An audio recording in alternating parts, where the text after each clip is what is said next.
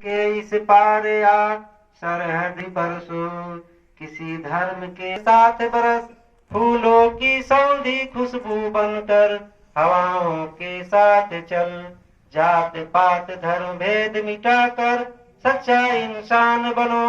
ईश्वर अल्लाह एक है फिर भी एक नदी के दो धार। उस सागर से हम सब हैं एक ईश्वर की संतान।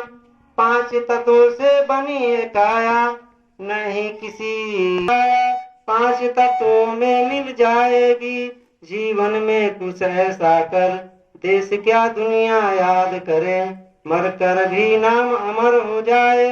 सूरज या चांद बनो दिन में चमको या रात में सदा प्रकाशमान रहो। गोपाल हिंदू या मुसलमान बनो आदर्श कलाम जैसा महान बनो। जय हिंद जय भारत। व्यवस्थापक महोदय से इनके नाम का जो ये लाइब्रेरी खोले हैं डॉक्टर एपीजे अब्दुल कलाम पुस्तक संग्रहालय, क्योंकि इस क्षेत्र में हम जहां तक समझते हैं कि पहला लाइब्रेरी है, छोटा सा प्रयास है और शुरुआत भी है। डॉक्टर एपीजे अब्दुल कलाम जैसा कि बताएं सर 15 अक्टूबर 1931 को इनका जन्म हुआ धनुषकोटी तमिलनाडु प्रदेश में, और ये भारत के मिसाइल मैन के नाम से जाने गए। इनका अग्नि पृथ्वी इस तरह से करके 5 मिसाइलें हैं जो भारत को समृद्ध और शक्तिशाली बनाता है।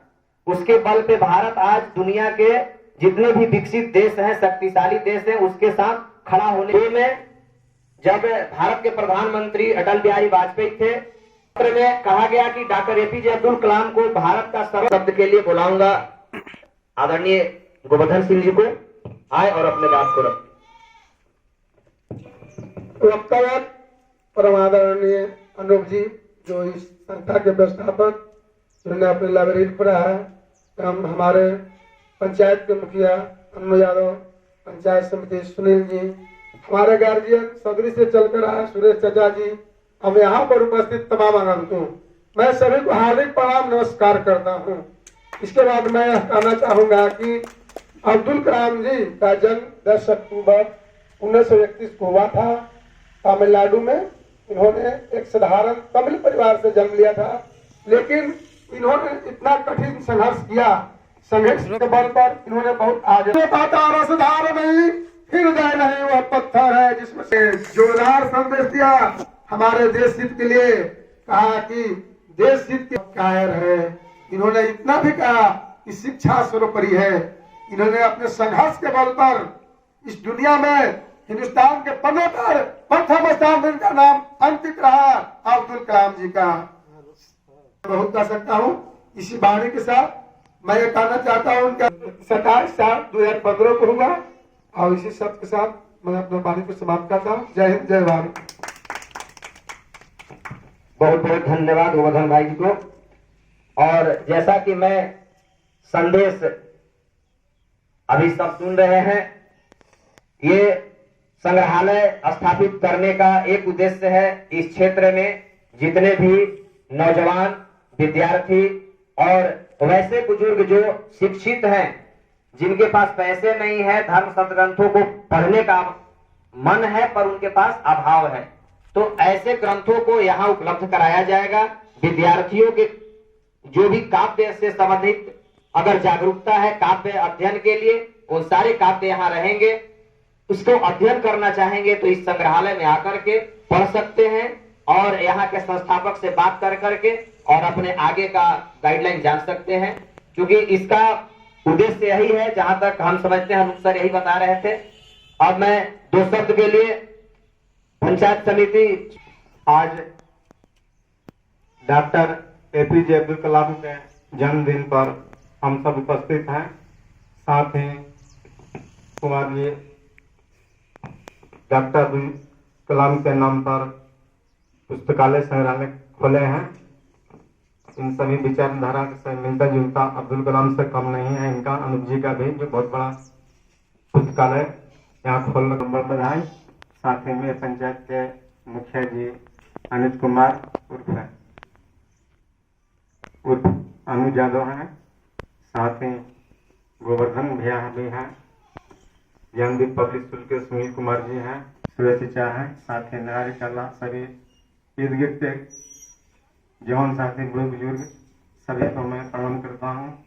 अब्दुल कलाम जी के संदेशों पर मैं यही कहूँगा कि यहाँ की सारी जनता अब्दुल कलाम के बारे में जाने और यहाँ जो लाइब्रेरी खुला हुआ है इसके साथ में जुटे, जो भी कमी बेसी हम लोग भी पूरा करेंगे, इसी को जाने। और हम लोग को जन्म लिए हैं बहुत कुछ करने के लिए, बहुत कुछ में फंस गए हैं, लेकिन इनके जन्मदिन के अवसर पर जानबूझकर कुछ जानना चाहिए, आगे बढ़ना चाहिए, ये कहीं कार्य में नहीं लगना चाहिए। कुछ ये सब कुछ छोड़ करके देश को आगे बढ़ाने में काम किए हैं। इसी के साथ मैं आगे भाई बंधु को समय देने का कृपया करूं, अपनी वाणी को विराम देता हूं। जय अब्दुल कलाम। बहुत बहुत धन्यवाद आदरणीय सुनील गुप्ता जी को, पंचायत समिति में। मैं इस महान हस्ती के बारे में दो शब्द और बताऊं आप लोग को। ये महान कैसे बने, क्योंकि इनका जन्म तमिलनाडु में हुआ, एक गरीब घराने में। इनके पिताजी मछुआरे का काम करते थे, अर्थात जो समुद्र तटीय इलाका है वहां लोग मछली पालन करके अपना जीविका पार्जन करते हैं। तो इनके पिताजी मछुआरे का काम करते थे, पिताजी के साथ ही रह करके मछुआरे का भी काम किए नाव पर। फिर जब बड़ा हुए तो बड़े स्कूल में पढ़ने की इच्छा हुई, क्योंकि प्रतिभा इनके अंदर थी। जो स्ट्रीट लाइट होता है, जो रोड पर जो लाइट होती है, उस लाइट के नीचे बैठ करके इन्होंने अपना पढ़ाई पूरी किया। और यहां तक कहते हैं कि इनको पेपर भी बेचना पड़ा। इनके एक बड़े भाई पेपर का बिजनेस करते थे, मतलब पेपर पहुंचाने का काम। जैसे आज भी हम लोग को पेपर बुलाया जाता है, जो घर घर पेपर पहुंचा के जाता है, ये एक एक पेपर बेच करके जो रुपया इकट्ठा होता है, एक एक जो जीवनी का आशय है, उस गरीब घराने के गार्जियन या बच्चे कहते हैं कि मेरे पास तो व्यवस्था नहीं है, हम कैसे अपने बच्चों को पढ़ाएं या हम कैसे पढ़ें। तो इनसे ज्यादा गरीब हमारे हो तो आप कुछ भी कर सकते हैं। मैं दो शब्द कहूं, इरादा हो अगर पक्का तो सफलता चलकर आती है, समुद्र रास्ता देती है, चट्टानें थर थर आती है। अगर इरादा इस तरह से हो तो मैं चाहूं कि जो करना चाहूं कर सकते हैं। मैं अपने इस कार्यक्रम के अंतिम कड़ी में मेह पंचायत के नवनिर्वाचित मुखिया युवा शक्ति अनुज कुमार उर्फ अनु यादव जी आएंगे और अपने भाव को रखेंगे। आज जेपी अब्दुल कलाम जी का जन्मदिन हमारे भाई अनूप कुमार गोपाल जी हम लोग के यहाँ एकत्रित करने का काम किए हैं। बहुत खुशी हुआ कि आज एक हमारे गांव में करने का विषय हम लोग का सौभाग्य की बात कही है कि इन्होंने ऐसा अति किए, व्यवस्था किए। और जहां हम लोग खड़ा है शायद हम लोग भूल रहे थे, ये हमारे